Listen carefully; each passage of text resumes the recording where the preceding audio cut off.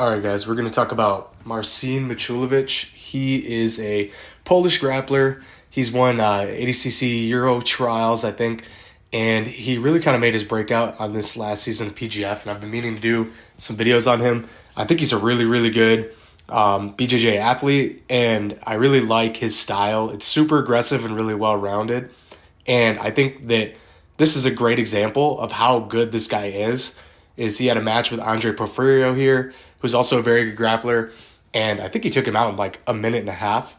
So I wanted to break down his match here, and I think I want to break down a couple of Marcin's matches.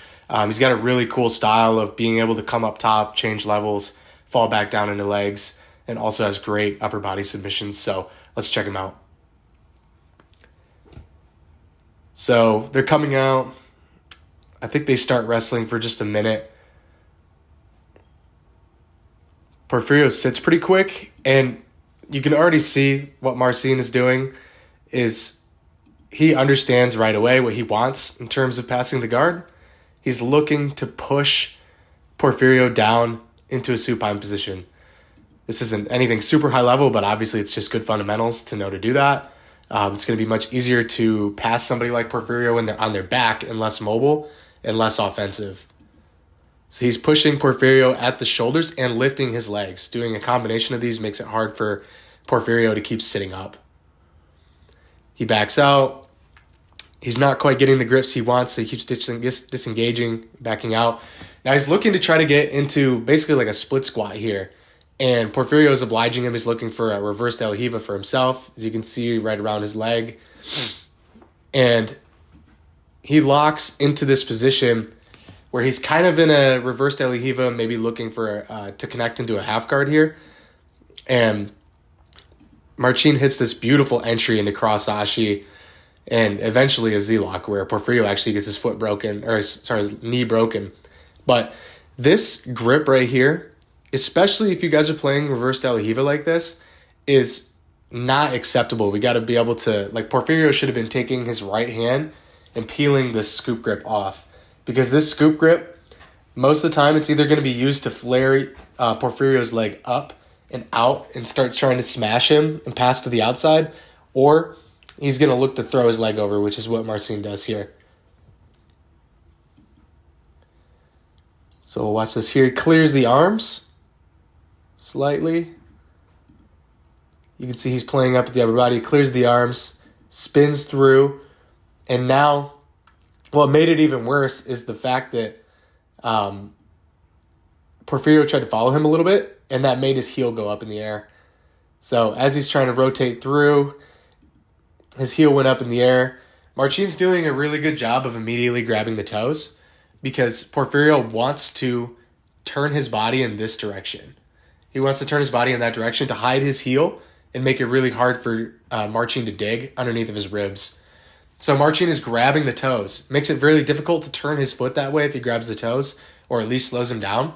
It looks like he started to angle his foot out, but this is also facilitated by the fact that Marcin wants to move this foot to the outside in order to get what's called an inside ashi position, where he's got the same amount of control really as a inside heel hook with cross ashi. He's got the wedging of the legs of the cross ashi, but he's going to get the heel exposure of an outside heel hook. So he's moving it to the outside, and this is kind of a mistake on Porfirio's part, is to be pushing in with his leg like this once we're in an inside ashi, because once he pushes in with his leg, this actually gives Marcin the leg so that he can move into a Z-lock. Once he grabs this leg with his right arm, he's going to reach up and grab this leg. It makes it extremely difficult now for Porfirio to actually leave this position.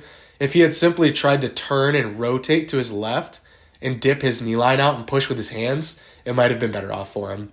But again, it's really difficult to get out of this position. Marcin actually rolls over his own leg. See, Porfirio is still trying to push with that. He rotates him back through, puts him back in the same exact position. And again, Porfirio has that leg hanging out. And now you can see that Marcin grabs up and captures that leg. And once he captures this leg, it's really difficult for Porfirio to actually rotate to his left and dip his knee line like he needs to. So once he gets into this position, honestly, guys, if you get stuck in a Z-lock like this and your non-primary leg is controlled, I would just tap. It is not worth trying to get out of this. It is so tight, and you can see he's putting a lot of lateral pressure on the knee just by pushing with his hand. And one of the worst things you can do is what Porfirio's doing is just kind of like trying to resist this by straightening his own leg out, and eventually you'll see his knee breaks here.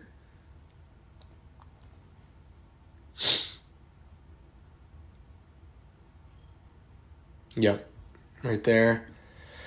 This is just not what you want to be doing. If you're stuck in a stalemate like this, you really just want to tap.